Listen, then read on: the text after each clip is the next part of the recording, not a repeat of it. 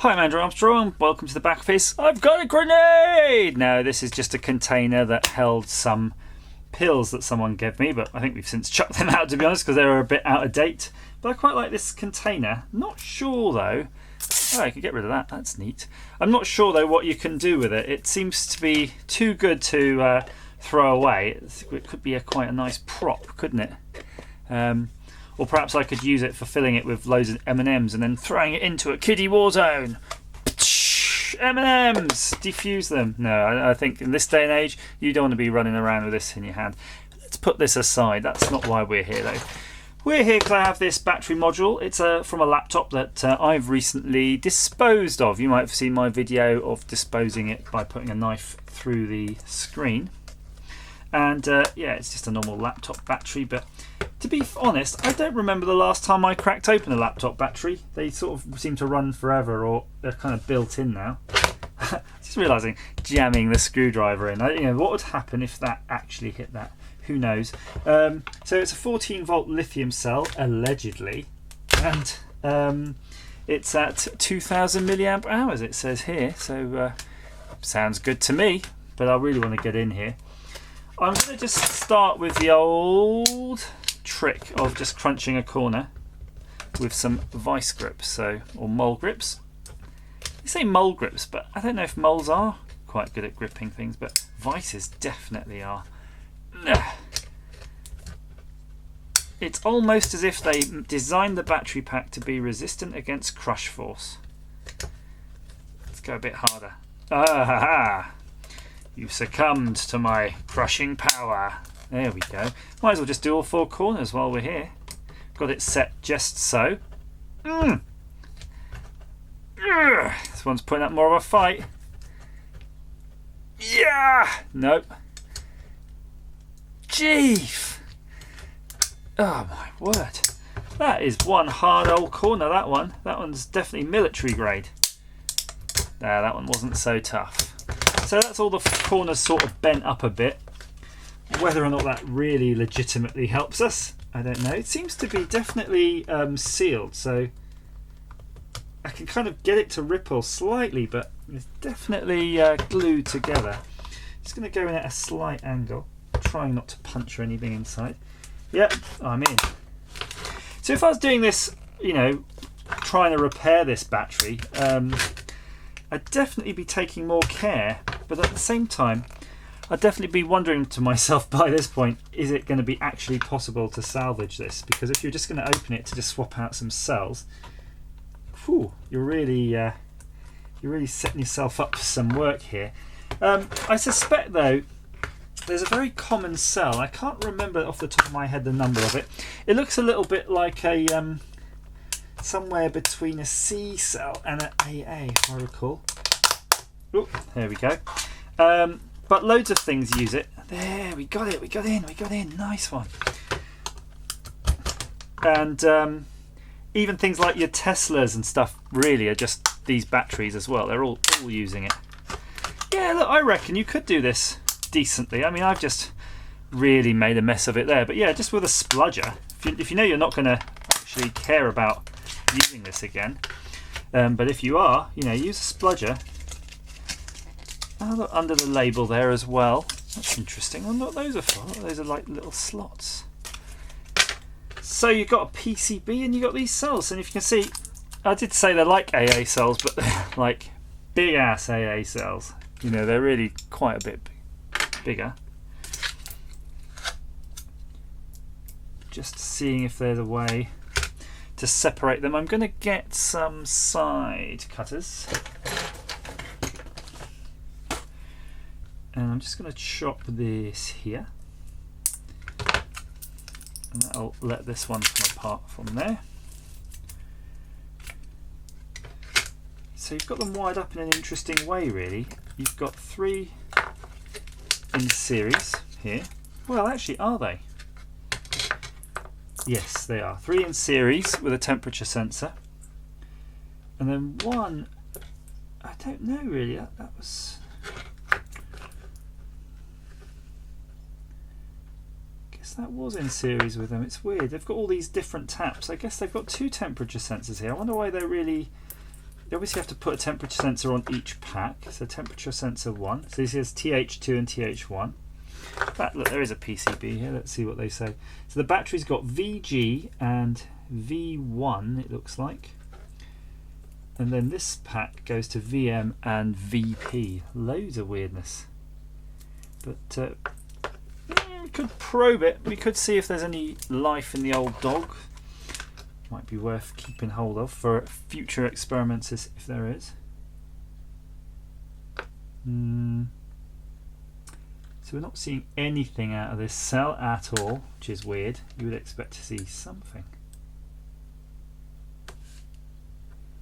I'm thinking, oh yeah, there you go, 3.64 volts. That's across that single cell. Can we get, assuming these two are wired together, can we get 6 volts? Yeah. And there you go, remember we can get 10 volts. Woohoo! So that's good, yeah, we got 10 volts there going on. So I don't know what their nominal value is really. Are they always sort of lithium ion? But no voltage reading on them at all, what they should be. But you know, these sorts of things are typical, aren't they, where they're like a 4.7 or a 3.3 or something like that. Interesting battery sort of tangs here though. You could sort of use these, definitely use these in projects, but whether or not anything that comes out of a laptop, an old laptop, is going to be usable or worthwhile, you know, worth spending your time on, that's debatable, and that'll be up to you. But I'm just going to cut them off this board altogether. Let's have a look at the board. So that's the cells. Maybe they're dead, maybe they're not. How you'd intend to charge them, I do not know. But this is the sort of PCB that comes with it. So this goes into your laptop. It's got all sorts of goodness here, and you can see all this goodness relates to sort of things to do with not only just charging, but also battery level and battery monitoring. And you can see here there's a Maxim chip. It's a Max 1781 chip. Max 1781. But there's some really crazy stuff going on here. You see under this area here, you might just see there's this really, really weird. Look at that. It looks like a couple of sort of regulator style. I'm trying to think of SOT something or another packages. They've got this sort of metal going over the top. I wonder if that's sort of supposed to be a little bit of a heat sink and just sort of sinking it to the board. And then all of these other ICs are just coated in this kind of a rubbery non-conformal coating or silicon for whatever reason really. It's hard to know why they've done that. It's possibly just to stop them shorting out. More than anything else, it's not particularly, I don't think it's for hiding the secrets, because you could just rub it off if you really want to, but yeah, it's probably just to stop casual shorting out. Who knows? It's not really that much in a battery pack really. I mean, if you had these cells, you could certainly, definitely, I don't know, say 100% service this pack and just sort of solder them back in. So if you are intending to do that, just pay close attention to how it came apart, and then just put it back together in exactly the same way. If you don't want these tags, let's see what happens if you didn't want these tags. Can you get them off? Yeah, you can get these off. So you could buy them ideally with tags though, because you're probably going to want to solder these into something. But if you didn't want the tags, you can get them off easily enough. It was weird though that this battery, let's try this one again. It was weird because the other ones had some juice in it, but this one didn't at all, and that was weird. To be totally 100% dead is very strange. Sort of reading a loose 1.5 volts there. Very strange. I suspect it's all kaput. This is an interesting component though right here. What do you think this is? Yeah, let's have a closer look. Again, I'm using the camera as a microscope. 139 degrees C. Could this be a thermal fuse? And if it is a thermal fuse, how can we mess with it? I think we need to mess with it. That is for sure. So I'm going to click it into here. Oh, I wish we had some better probes. So I'm going to just see if we can make a sort of continuity test here with our meter. I do have buzzers somewhere, but we'll just try to do it with the meter because it's a bit easier, frankly. I want it to do a decent, reliable continuity test.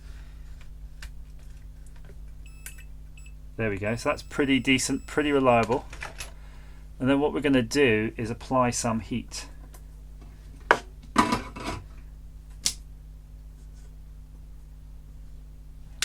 Let's get the old hot air blower going. So the hot air blower allegedly can get to 500 degrees. So it might be hot enough for my finger to bloody melt off. So you might be able to hear that beep. I'll put it. I'll tell you if you can't. You can see it on the screen actually. Here we go.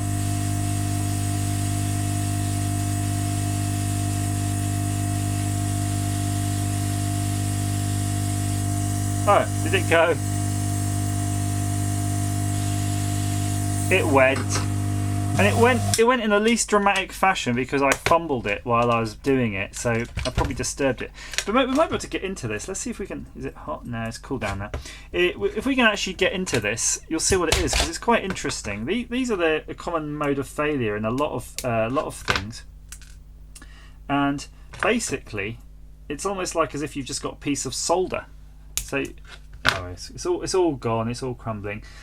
Really hard to show you, but I'm going to just try.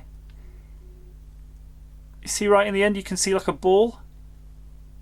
And the reason it looks like a ball is it is literally like a piece of solder. So they've made these various alloys at different temperatures they will melt. So if you think of solder normally melts at whatever it is, so many hundred degrees, you can make one that will melt, say, if you want it at 130 degrees, so then it will sit in the battery pack, and as soon as the battery pack gets too hot, that's it, it's just pulling the power, and that's exactly what that does. So there, hopefully that's been of some educational use to you. Please comment down below if you've got any experience with these or you've done anything interesting with these batteries. As ever guys, thanks for watching.